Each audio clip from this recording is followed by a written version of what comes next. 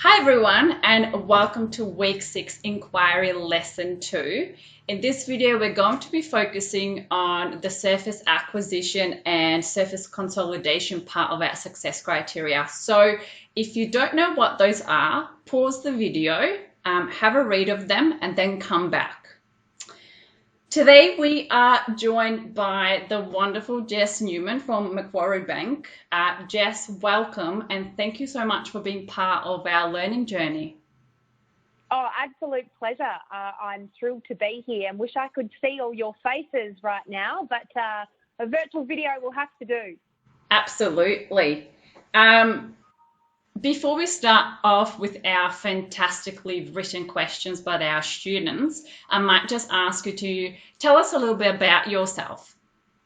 Yeah, sure. And firstly, I'd just like to say, Ivana, the questions that you guys have put forward absolutely blew my mind over the weekend, reading them, thinking, oh my goodness, I did not expect this from grade 5 students. So well done to all of you. I look forward to answering some of those.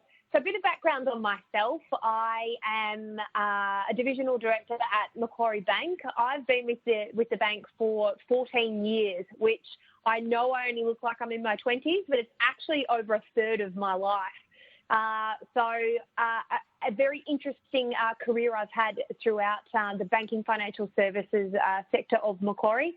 I'm a mother of 2 young girls. I've got a 4-year-old and a 1-year-old. With Macquarie, I have had the wonderful experience of working within the Melbourne office, and I've also been over in the Perth office in WA. I headed up the business over there. I grew up in Albury-Wodonga, so I'm actually a country girl at heart, and moved to Melbourne after university. So that is me in a nutshell. That's amazing. Thank you so much. Sounds all very interesting. We might start with our first question, which comes from Misha. What do some of your day-to-day responsibilities look like in your role? So my role is I lead a private banking team. So I have about 63 staff that sit in Victoria, and my role is more around executing the strategy for the business. So what have we lined up for the year? What do we want to achieve? And a lot of people management. So dealing with the day-to-day nature of human beings, internally, but also with our clients. So we've got several thousand clients, of which I'm responsible or oversee as well. So having a lot of client conversations. So my role is strategy and people management, and then my team's role is to manage our clients' money. So that's in the local economy, so Australian market, but also globally as well. Fantastic. Level 5 students know how difficult it sometimes can be to deal with different types of people, and we've done a lot of learning about the strategies you would implement, so we can only imagine what it's like to have to deal with so many people all the time. Our next question is from Lishanth, and he would like to know, why did you choose the finance industry? I think the finance industry actually chose me. When I was your age, so when I was in year 5 or towards the end of primary school, actually wanted to be a lawyer. That was the path I wanted to go down. There was far too much reading in that. So then I wanted to go into marketing because that looked fun. Then I actually worked in a school for a little while, and after university, I did a business degree, which is quite broad, and went for an interview with Macquarie, and it was the brand that drew me to the organisation, and went, I'd find that interesting, and I never looked back. From Via, we have, what does it feel like being a woman in power? I love that question.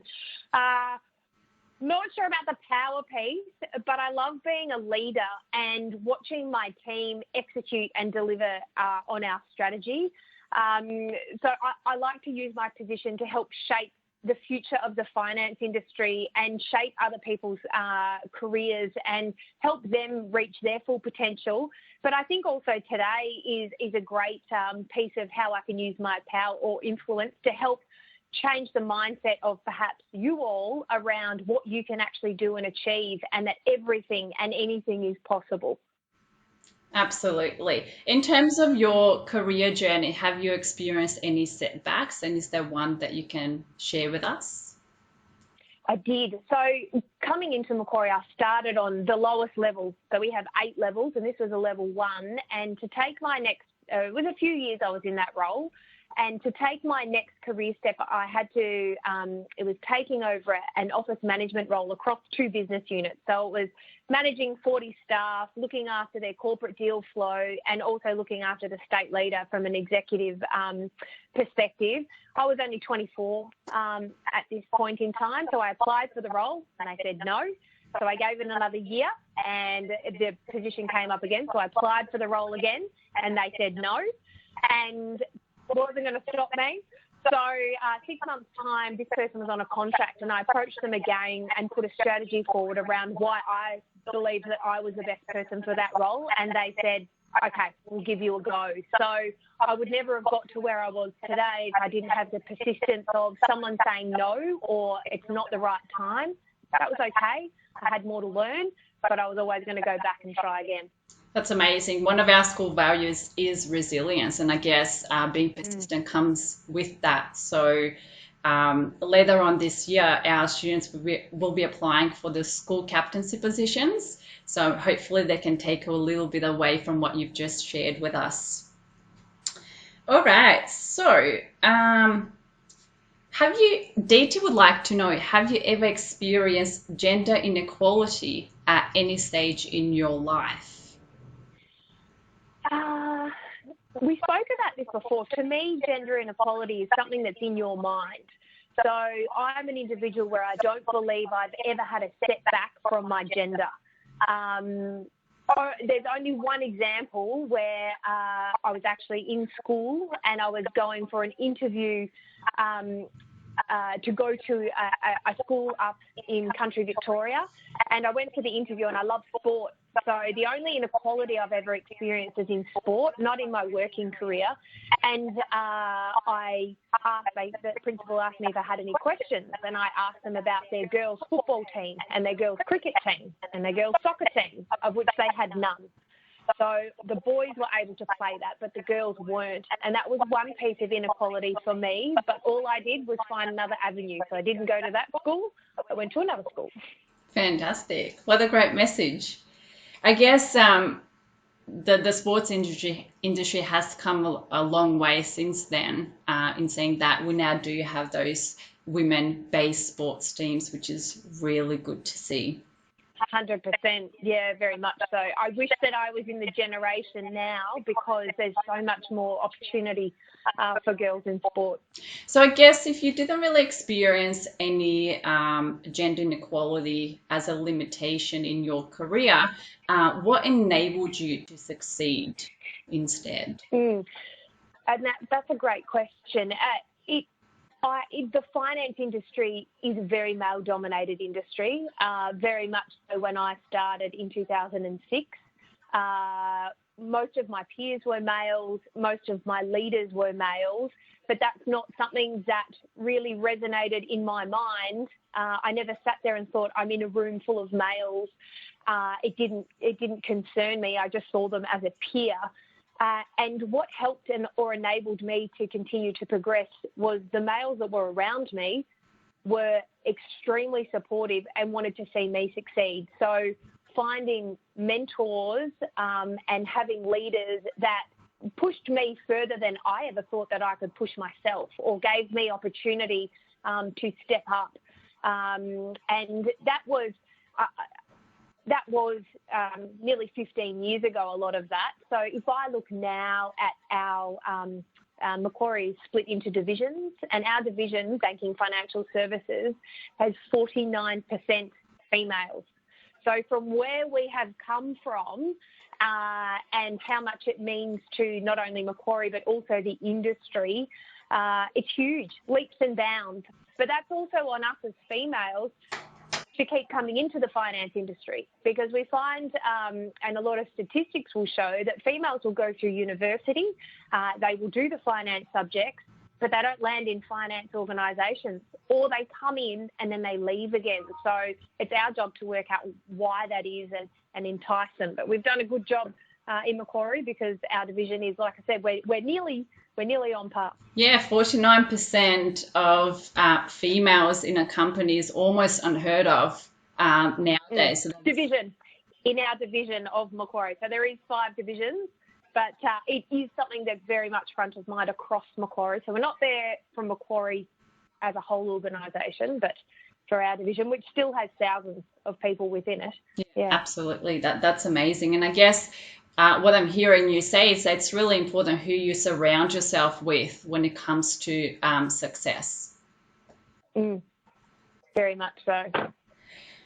So we're still on the path of gender inequality, and some of our questions will be around that. So the next one we have is, have you ever been underestimated by anyone because you're a woman?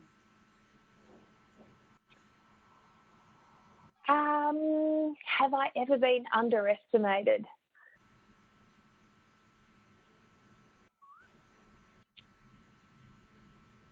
Got a few notes here. Yeah, go for it. Take your time. No. Underestimated, never for my gender, but I would say definitely for my age. So that's another strong piece I think that goes along with gender equality is people seeing you not for who you are because of how old you are or how much grey hair you have. So I came into my role at a very young age. I became the first female, not only was I the youngest state leader in a position like mine, but I was also the first female, but I was, as I said, the youngest. So I wasn't underestimated for my gender, but maybe for my age. And that was, again, having people around me just pushing me and me going into every opportunity I had, which is something my mum taught me, is just think about it's someone else at a barbecue.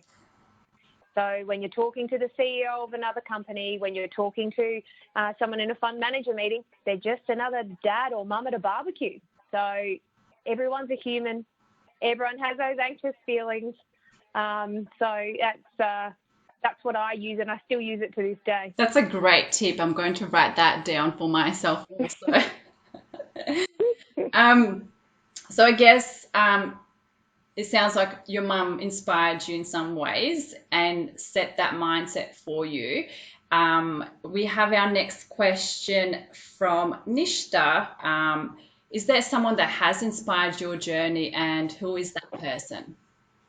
And I was going to say that person. I shouldn't have put my mum in the last one because it is my mum. My mum, funnily enough, is a school principal. She's not anymore. She's retired, but Mum always taught us that everyone is an equal, life's not fair, and make the environment what you want. So something an ex-Ironman actually said, which sticks in my mind, is the conditions are always perfect. So outside they might look different each day, but it's how you bring your mind to the table that the conditions should always be perfect. It doesn't matter. It doesn't matter what meeting. It doesn't matter who's there. But those conditions are always perfect because it's what you make them. Absolutely. Okay, so our next question is from Aditi, and she's just wondering, are there some struggles that you might have experienced which would not have been the same for your male colleagues?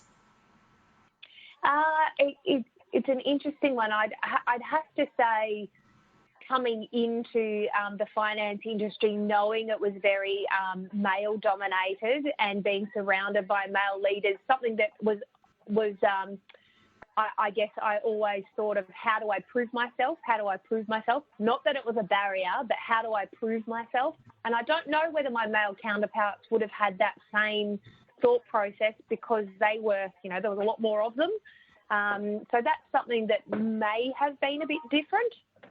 Yeah, absolutely. And earlier in the video, you mentioned that you're obviously a mother of 2 children. And I guess I've spoken to Aditi, and she was also wondering, in terms of motherhood and being successful, how does that juggle work? I would say you can have it all, but you can't have it all at once.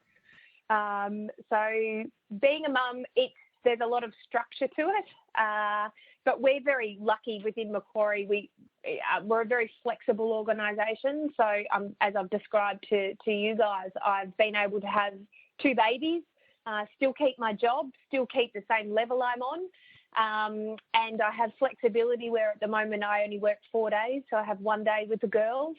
And I think an important part of that as well, when we think about equality, we have parental leave, and some people's minds go to, well, parental leave, then the mum gets to have leave. And that's actually not the case within Macquarie. So parental leave, it's called parental leave, and it's based on the primary carer. So it's not female, it's not male, and we have exactly the same opportunity. So we get 12 months or 24 months, and we're paid for 16 weeks of that, regardless of your gender, just if you're the primary carer for that child. So for me, I took the time out and spent the time with my girls. So I took 9 months off for both of those, and was very supported by the organisation to do it. So a bit of structure, a few early mornings, a few late nights, but we make it work. Yeah, absolutely. Manula actually asked the question of how does Macquarie Bank promote gender equality? So I guess what you've just shared with us is one way of doing it. Is there maybe another way that you can share with us? Yeah, we have what we call employee network groups, ENGs, and they're across a vast variety of things. First Australians, family and carers. There's even one for people with pets, but there's one specifically on gender equality. So there's a few thousand members of that.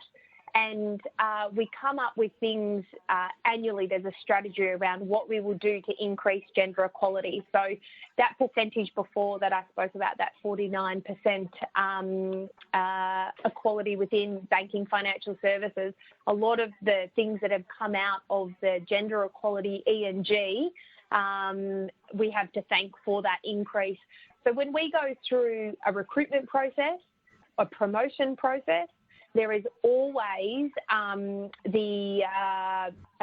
strategy around how where the equality lies. So if you're interviewing someone, there has to be a male and female interview that individual. When we go through the promotions process, we look at the disparity of males to females, and it's always front of mind, and it will be, and it'll be brought to our attention until it becomes the norm. So to make sure that it is always there. One thing we also do a lot of learning. We get trained around our conscious and unconscious bias. So it may very well be someone can sit here and say, well, I don't think there's anything different between Tim and Jane, where their unconscious bias is saying, leaning towards Tim because he's been in the industry longer, and his mate plays with someone that they play football with, and what have you. So he's not even thinking that he's going towards Tim because he's a male, but it's something that we have to constantly juggle in our minds. Are we being fair and equal? Absolutely. Yeah, 5 learners have done a fair bit of learning around bias, so I'm hoping they're able to make a lot of connections to some of the things that you're saying right now.